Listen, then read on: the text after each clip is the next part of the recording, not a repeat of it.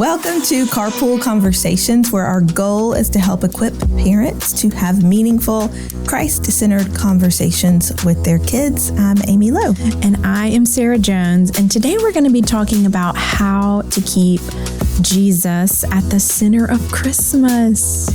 I love Christmas, Sara. It's so magical. It's so family-oriented. It's so special for young kids and old kids.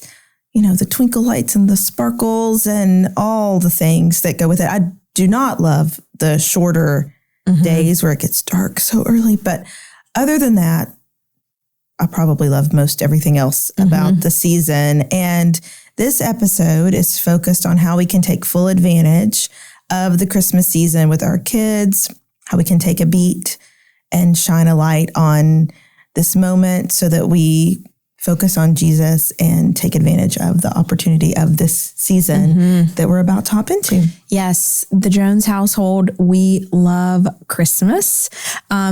We have a birthday during Christmas as well, 3 days before Christmas. So that throws another fun, exciting celebration into the month of December. December can also, if I allow it, because I love Christmas so much, I love to pack my calendar full of activities. And so I've had to reevaluate over the last few years what is kind of the most important thing during the season. And if I am stressed and overcommitted, then that kind of spills over to my kids and my husband. And then I'm not as joyful as I should be. So I've had to evaluate my love and excitement for this season because I want to do all the things, all the activities. I don't want to say no. So yes, the Jones household, we love and adore the season of Christmas. But sometimes you have to say no, Sara. I do. So let's practice that. Let's do it. Yeah. So I don't want this to be, these are going to be simple, practical tips. Choose one. So you don't have to do all of them. Maybe just choose one. So, And we are purposely putting this episode out in early December so that you can plan and think. I know that for me, the season comes fast and maybe we're not completely ready for it. And then, you blink two eyeballs and you're in the new year. And so we hope that this is just take a few of these ideas and let it help you focus a little bit better this year on Jesus. So before we hop in, though, let's just take a second and think about the Christmas season. I think so often we get just sidetracked with all of the shiny things about Christmas. And again, I'm like you, Sara. When you do things one time in our house, it's like a tradition. And the kids are like, are we going to do this again? Are we going to do this again? And I think there's a lot of pressure that we put on ourselves, especially as moms, to make it magical for them and make it special and meaningful. And I mean, that's good. We want that for them. But as I was thinking about this episode and this idea, I just thought, I think the most important thing before we dive into the 10 things we're going to share with you, I think the most important thing is what does Christmas mean to me personally as a child of God, as a believer, before it's as a mom or before it's anything else. And I think if you focus on that, that the Christmas season will fall into place. Yeah. Because I'm reminded, Emmanuel, God with us, He is here. He's here to help me. It's all for Him. It's not about the things that I can buy for my kids or any of those things. And I think if we can just settle in our spirit about that personally as a child of God, then all of these other things are just icing on the cake. Yeah. So I don't know if that helps take a weight off of you as a mom or a dad, but it did for me. I'm like, if I can just focus on Jesus, remember for myself what the season is all about, then everything else will fall into place. Yeah, I love just the simplicity of the Christmas story. Yeah. That was not Mary's plan, I'm sure. I don't know. It's not documented for her to give birth where she did, but just they made it work. Yeah. And there was just a simple, beautiful birth of Jesus. And the story in itself is so good that all the shiny can kind of fall away. And if it's an awe for you, if it's an wonder-filled moment for you to soak it all in, then it's going to naturally flow out. Yeah. We bump up against the world a lot in the Christmas season of other things that we're not really celebrating. And so, we see that and talked about a lot in the Christmas season of our house of actually we are celebrating the birth of a long-awaited Savior, the King of the universe. And so I want that in my home. And so we're going to just talk through 10 ways that we can mark the season that this is Jesus' birth. And for me, I look back on my own childhood and Christmas, that whole season are some of my favorite memories in the way we celebrated. So fun. And Sara, I think kind of like the Thanksgiving one that we did, I think this is maybe easier for the littles. Yes. Again, my family, we are in the 100% eye rolling season of our parenting years. And so whenever we thought about these 10 things, we thought about, okay, what could young kids appreciate older kids? Yeah. So just know we try to think about everybody, but it might be easier if they're little. Yeah. In a lot of ways. True. Yeah. Very true. That's okay. Yeah. So the first idea, we've loved this with our kids. We do it every year. I mean, since my first was born, when she was older, obviously. But we did it before she was born. That's just an Advent devotional every day. My husband and I are actually going on a Wind-Shaped Marriage retreat to kick off Advent season, and we are jazzed. Yeah. So just the two of us. But we're actually going to link. There's some really good ones through Lifeway. So many. Yeah. I don't know if you have a specific that you love, but I have, my mother-in-law gifted me a new one last year, for the kids, and it is so fun. But we can link that. But my mom gifted me when Mary James was a baby. It's called The Giving Manger. And it is a really fun activity. You read a book right after Thanksgiving, and the book comes with a little hand-carved wooden manger and some straw and a baby Jesus. And the book talks about serving others. And they weren't going to give gifts that year to each other. They were just going to serve. And the son in the book he's so mad about it. He's like, no, I want gifts. And, but once they start, the mom, they give an example how the mom serves the kids and then they serve the neighbor. And then it's so contagious that they're serving and loving. And the whole idea for us as a family is that our goal is to serve and love other people the entire Christmas season. And every time we serve someone else, we take a piece of straw and we put it in the manger. Sweet. It's like a visual in our house, in our kitchen. And then once the manger is full of straw, for us, it's usually Christmas morning. This little hand-carved baby Jesus shows up in the manger. And it is the centerpiece of our French toast for Christmas morning. Yeah. It's actually eggnog French toast, and it is delicious. But it's a really great visual for them to get their minds off of themselves. And they're not making a Christmas list of things they want, but ways they can serve someone else and filling that manger with straw. So I've loved the book. It's called The Giving Manger. And I highly recommend it. That's so fun. I had not heard of that before this. I love it. But yes, there's so many Advent devos out there that are fun for young kids, old kids, everything in between, free online books you can buy, all of it. So just find one that you like and start to map out when you're going to hit all of those topics as you lead up until Christmas. So that's idea number one. Number two, the idea is to keep the reason for the season front and center in dinner conversations. Every time we end this podcast, we end it with a question because at the dinner table, we get tired of talking about the same thing.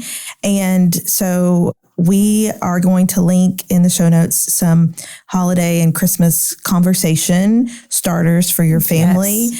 Yes. Some of you might have them already that you just pull out of the cupboard. We do. And so we'll probably use both of them. It'll be great. Yeah. But that way you'll have fun conversations around this idea of Christmas and obviously bringing it back to Jesus as well. But young and old, all kids love to be able to have fun things to talk about. And that'll be the second idea. Love it. Okay. The third idea, I don't know if you've seen the movie. It's called The Star. It's one of our favorites. Oh, it's so good. And it's so funny and fun. It's hilarious. Yes, It's got some really good wit in it. Yeah. But just Christ-centered movie. So like that's a good one. Also, I don't know if you've seen The Chosen. Yes. They have a Christmas episode. I haven't seen that episode, but I need to. Or Charlie Brown Christmas. Yes. There's one. Classic. That's really good. So just some of my favorite memories are watching Christmas movies with my family, with my sister. And so The Star, if you haven't watched it, I think it's on a streaming service. I'm sure it is. Just Google The Star. It's really good if you haven't seen it.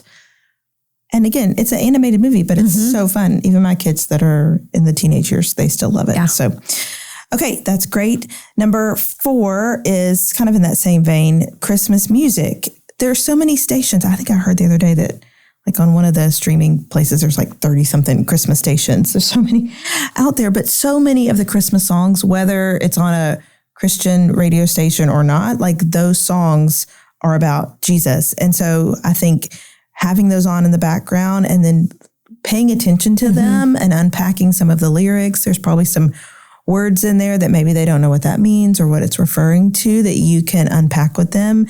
And it's very like unscripted because you're just listening to it in the car and that you can point to Christ that way. So old songs, new songs, so many of them point to Jesus, and you can unpack that with your kid and understand what that means. Yeah. I've talked about like serving and giving, but the 5th idea would just be thinking through maybe there's someone in your community that you could give Christmas for them. Yeah. And it doesn't have to be a gift. It could be a meal. It could be providing a Christmas breakfast or a Christmas meal. One of my favorite movies is Little Women. And in the very beginning of the Little Women, like the 90s version, the mom is not even there because she's serving in the community and they're like looking at their feast on the table and they decide to give it away, their Christmas breakfast. And so Operation Christmas Shoebox, a meal, a gift. Also, the Fish radio station, every Christmas season, they do like you can call in and like give a gift to somebody that you don't even know. Yeah. So I love that too. So serving through giving Christmas to someone.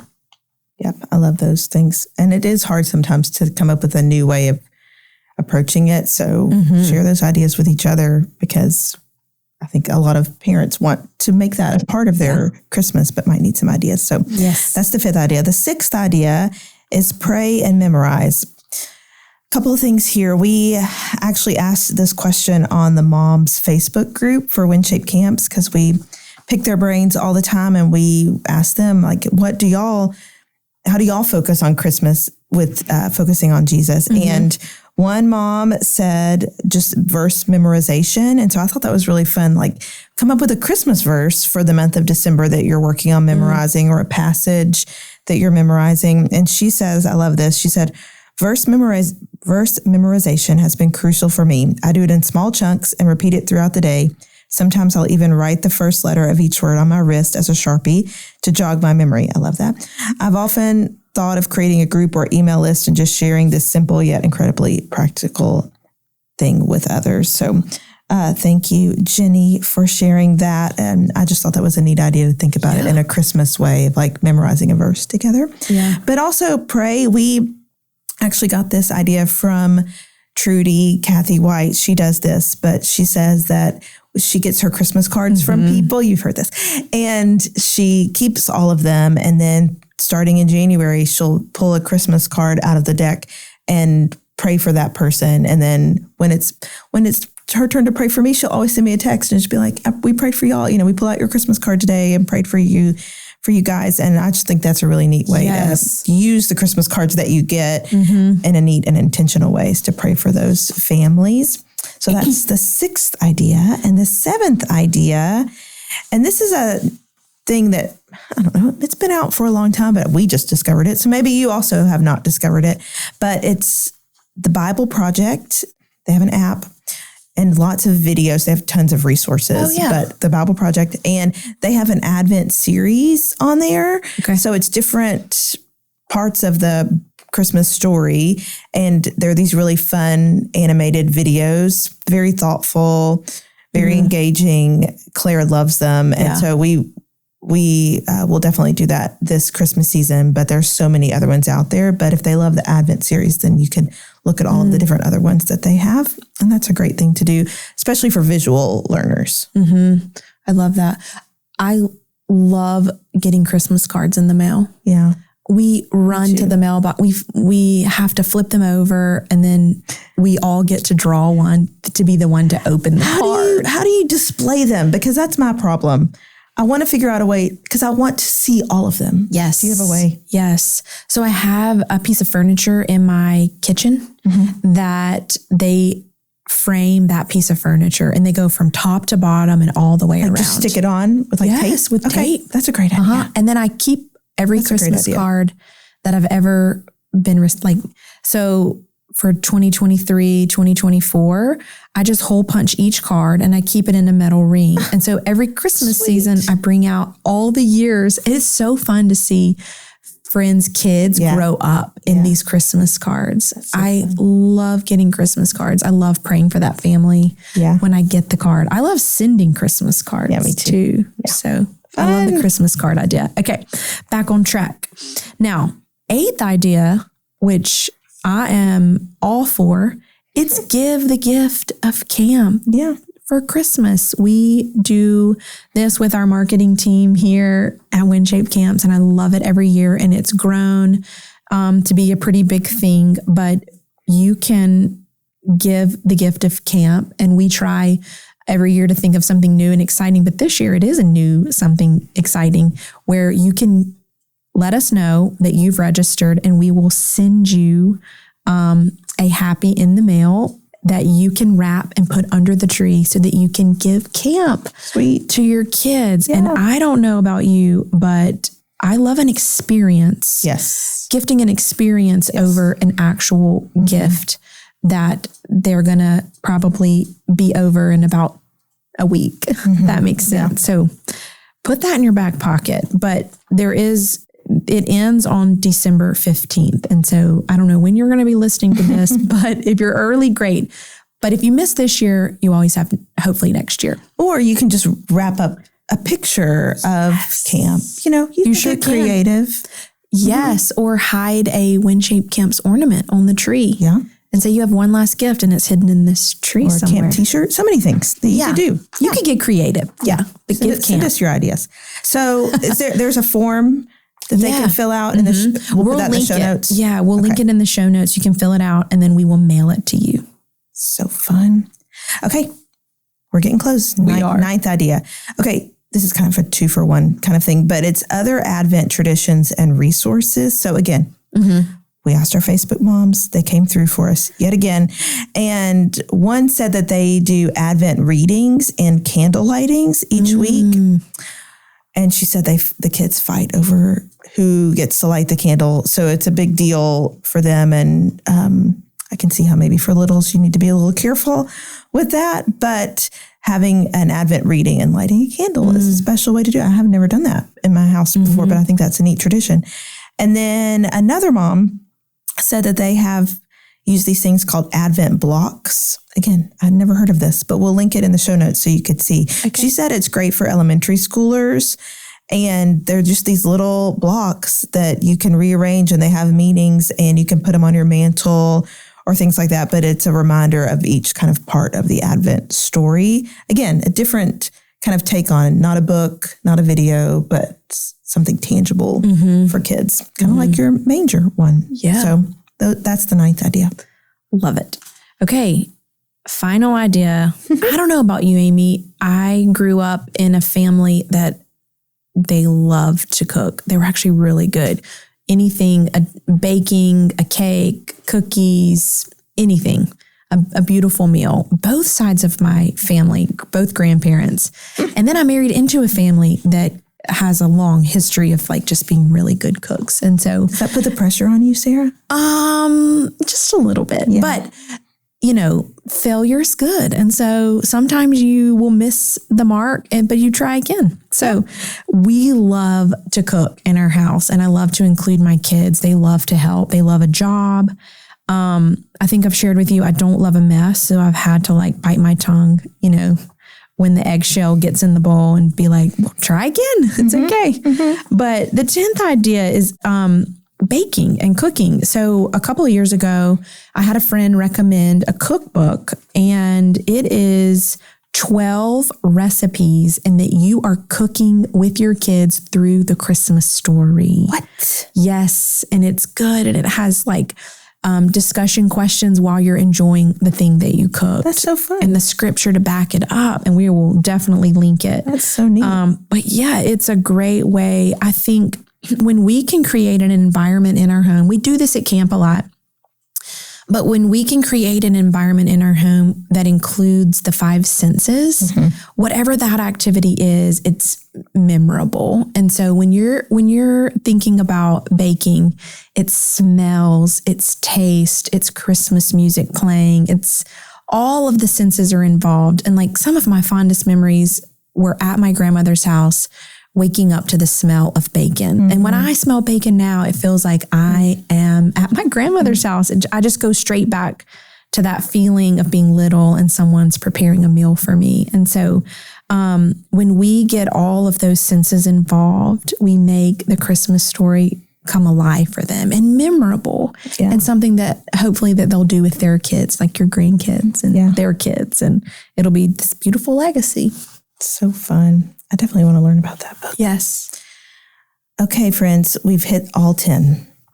What I hope is that you take 1 or 2 of these and think about it this year. Please don't feel like you have to take all 10. Like nobody is expecting anybody to do that. This was just to be thinking about how to maybe add a different tradition in this year that focuses on Jesus. And so we hope that it's been helpful. Again, at the end of the day, I think if we are basking in the wonder of the Christmas story personally for ourselves, remembering what it means for us, then I think all of these other things are just icing on the cake that are extra that we can do, but it will spill out of you if that's your focus this year. That's going to be my charge to myself as I leave this place and walk into this season. I'm very thankful for all that the Lord has done for me and the promises that he's fulfilled and all of those things. So we also, if you're driving and you're like, Amy, I didn't write these things down and I'm scared I'm going to forget. We have a blog that we usually post every year with ideas. And so we'll make sure that blog is up for you to go find on the WindShape site so that you can refer back to some of these ideas, or maybe have your kid read the blog with you and just pick the ones that they want to do. And that'll be fun too. But we always end with a question. And the question today for your family at the dinner table or in the carpool line is, what is your favorite Christmas tradition that we do as a family and why? I think that'll be fun to hear because we do a lot of different traditions. I don't know which one their favorite is. What do you think yours would say? Probably anything that involved sweet treats. Yeah. Or we do a really fun tradition where we put the kids to bed in their pajamas and they think that they're going to bed. And then we make hot chocolate and we put them in these cute Christmas cups and then we get them out of bed and we're like, oh, we're going to look at Christmas lights. It's like so unexpected and there's a sweet treat involved. And so that's a really fun one. That's so fun. Yeah. See if they say that.